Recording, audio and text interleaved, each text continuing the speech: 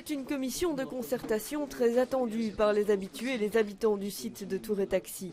Quelques minutes avant d'entrer dans le bâtiment, ils espèrent bien faire entendre leur opinion. Moi je fais partie, disons, des habitués du magasin 4, ce qui est culturel le long du canal, en face du parc où ils vont construire tous les bâtiments, est amené à disparaître.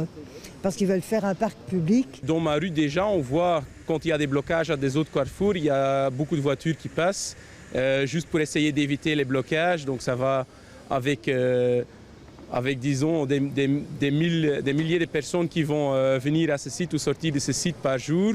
Là, ça ne va pas être gérable. Et ce ne sont pas les seuls points d'opposition au projet. Ce plan particulier d'aménagement du sol fait l'objet aujourd'hui de 180 réclamations en tout genre. Il faut du logement social au moins 20%, peut-être aussi du logement conventionné. Il faut trouver une solution de mobilité, donc un itinéraire pour le tram et des investissements qui soient déjà décidés maintenant, puisqu'il faut 5 ans pour faire un tram. Et dans 5 ans, ce sera trop tard. Il faut un parc qui soit plus grand, il faut moins de densité.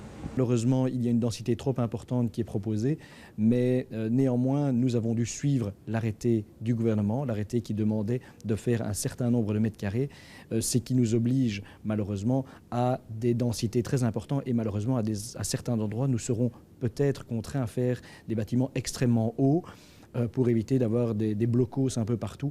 Donc on est en train de voir comment améliorer les choses pour que le quartier soit le plus agréable possible. Et alors que l'échevin de l'urbanisme se dit freiné par cet arrêté, le propriétaire privé du site, lui, attend tout de même beaucoup de la ville. Aujourd'hui, on ne peut rien défendre. C'est un projet de la ville, ce PPS, ce n'est pas notre projet. On n'a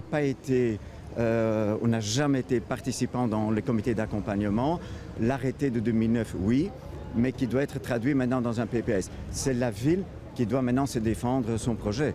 Et nous, on doit le réaliser. Une réalisation qui a déjà 4 ans de retard, mais tous espèrent trouver un arrangement. Les discussions sont d'ailleurs toujours en cours ce midi.